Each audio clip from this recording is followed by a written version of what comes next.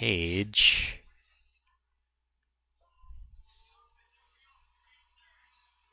I'm just double checking if the stream is active. So, and it looks like it is. No, it's not.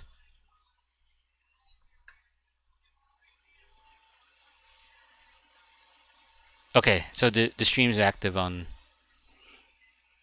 It'll get exported soon. So I'm screen sharing my screen like so. So we're connected to the VPN client. So what I did to, I guess, create a workable PEM file so that we can secure copy the Komodo, I ran the putty generator. Okay, you just want, I'll go through the steps, right? So I ran a putty generator. I selected the intsppk file that they gave us. We make sure that the parameters is SSH1 RSA. And when you go to conversion, you do export open SSH key. And then just to, there's already a file there called c2.pem saved. So I'm gonna just recreate a c3.pem just to verify it works. Okay, so once we generate that file, we go back to the command line of Windows to verify it works. So here we choose the C3 file we created and identify that it's a PEM file. We should be able to connect, and it does. See, it connects right there. Excellent. All right, so I'm going to sign out of this file from command line, and now we do the secure copy command, and we can run the command as, you know, S3P. Now it's going to override what's already there. So what we could do is we can actually tell it when we're going to copy is we can rename the file when it's copying. So it'll be called comodo2. And then we push enter so it starts copying. And it does copy. But to double check that it's actually there, we go back into the Ubuntu instance and just make sure that Komodo is installed. And as you can see, there's, I'm sorry. Can you hear me now? All right. So as you can see, there's two files there of the same size. I just renamed the second file Komodo2 to verify that it's copied. Okay. What to run it? So we to run it, you use /Komodo .run. We may have to do the sudo option to make it run. And here we go. This is. Yeah, it's because the VPN client is requires bandwidth, and the screen sharing requires bandwidth, so it does come in and out. So, right. Before we run the command, because it's not an executable, we have to run chmod 755, the name of the command you want it to be executable. So it's change mod 755 to make it runnable. And as you can see, it'll turn like a light colored green. Then we do this /Komodo run. And of course, we have to do sudo to make it root, and then it should run. And as you can see, it's installing all the necessary packages to do whatever Komodo does. And we're on to the next step of. All right.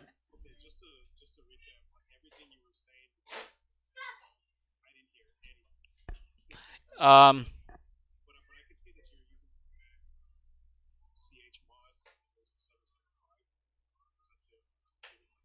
Make it executable. Yes. Now it does say something about can't enroll fail. I'm not sure if the actual no well the installation succeeded, but we still have to run the dmod to get it working. So that's probably the next set of steps we need to research.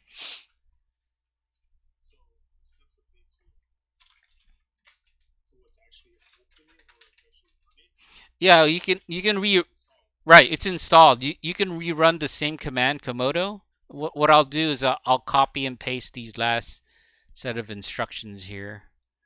Better yet, I'll just do a screenshot too. So I'll copy that and then that's fine. That's fine. So I'll do the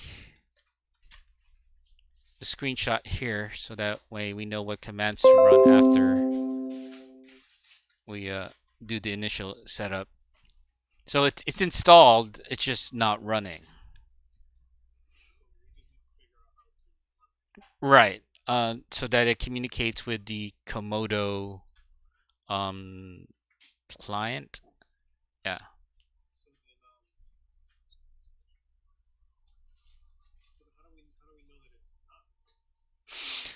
To know it's not right. To know it's not running, we can actually run the process ps dot hyphen elf, and then you can actually search for the Komodo file or Komodo process. So Komodo. As you can see, it only shows up with just the command that I'm searching for.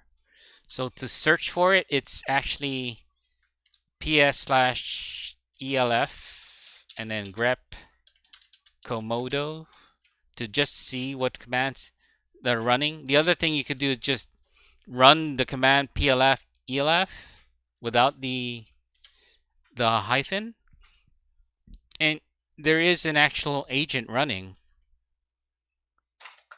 As let's see. So there's an agent running actually. I just noticed. So it's if I do yeah. So if I do comd, yeah, it's there's an agent running. So there it is running.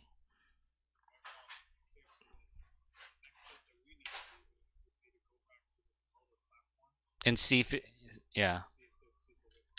Okay, so let me just grab this screenshot. Komodo. So the agent is running. We just have to make sure. Oh, sorry. Let's get the screenshot here. Oh, did you put that in? Or was that me? The is breaking it. Right. Okay, that was me. Sure.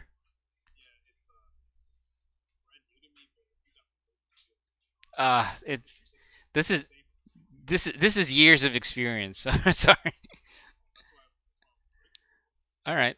We'll go through the commands together. Um, Let me just because I noted what I tried in the week 3. I did the GUI route.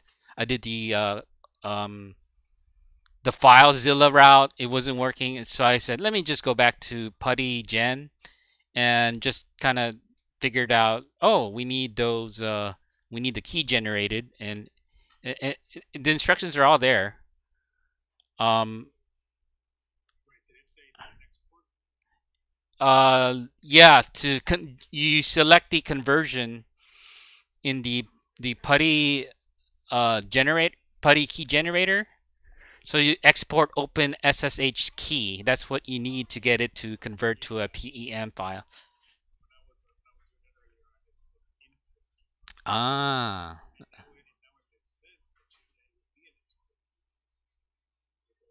right, right, right. That's fine. Um, I'll do this too, so that way you have some commands to reference from.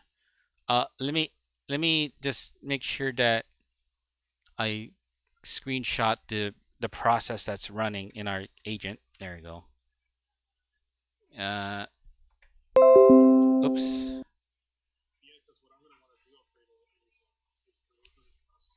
Mm-hmm. Right. Right. Right.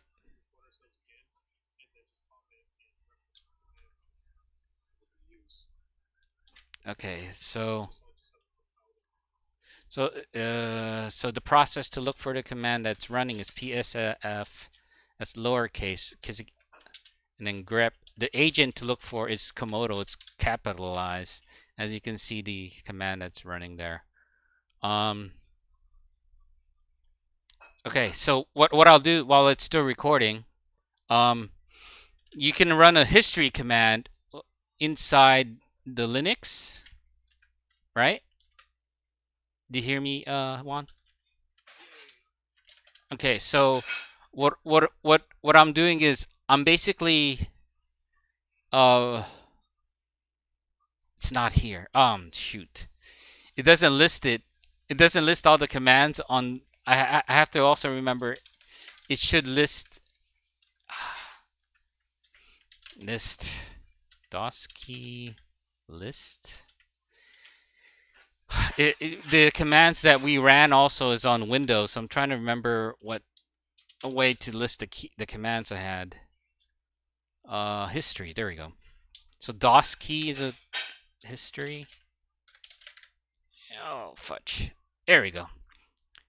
So we can use DOS key to list the commands, and then history on Linux to list the commands. So what I'm doing, I'm gonna type in history and then comodo commands, and then I'm gonna do the same thing for um the Linux, I mean the Windows side. So I'm gonna do Goski history comodo commands. Did I spell all right? So it does generate a text file. We'll just rename it txt, so that way it's it's a text file. And there you go. Yes, yes.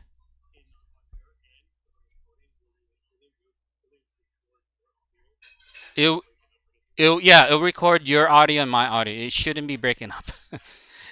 I'll export it to a YouTube right away, so it doesn't stay on where it's at. So that way you get a YouTube version. So there's the let me do this so that we get that. So these are the commands that we ran. Oh shoot, it's a lot of commands. It's a lot of commands on the Komodo side, but I mean on the Linux side, but most of the commands we did or I did were more Linux, I mean Windows-ish. But I think what we need here is the probably this part. I mean, I got the PPT there, but so we have both commands for Windows and then the command for Linux. Windows command. There you go.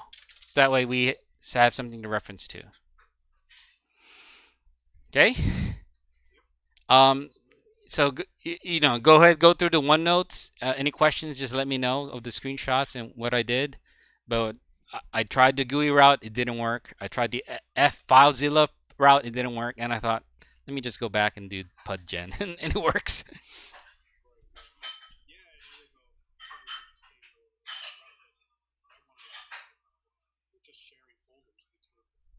You could try that route too and see if it works.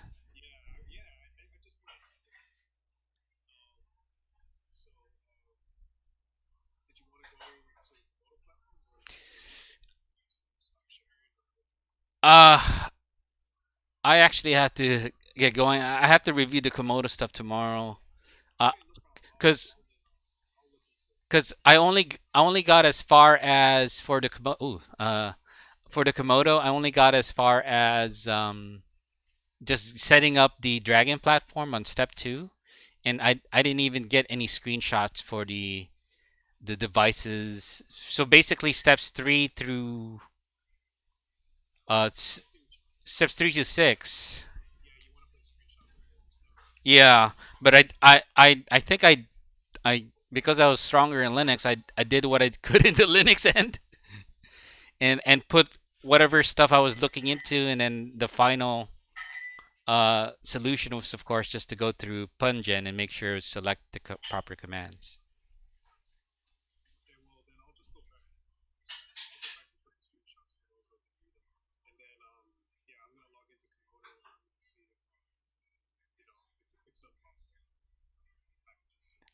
Um, I just realized this. It wasn't recording your audio. I'm sorry, but it's a.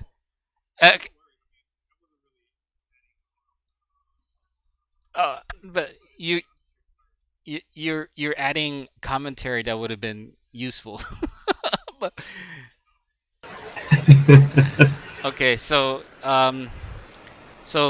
you wanted. Let's just do an overcap. Yeah, So you wanted to learn the commands for Windows and Linux to get this working, right? correct. Correct. So what I did, I used DOS key in Windows. So Hmm. I'm listed here, DOS key, and ran the history flag and piped it into the Komodo. Is that a Windows command? Yeah, You're it is a putting it under Windows. Yeah, Linux. DOS key is a Windows command, and DOS key basically gives you a history of all commands you ran on that session, and you can Hmm. just save the commands. Right, but I'm saying it because you're putting it under Linux. Oh, Yeah, thank I you. thought it was a Windows. Good, good eye. So I basically just wrote DOS key. You have to just run it first, and then type in the flag DOS key, and then I think I called it Komodo commands. Komodo uh, commands.txt. Okay, and for the Linux, it's just history. And because there's a lot of stuff to list, I just only typed or at least Hmm. copied just the maybe first 20 lines that would be useful, but you can command.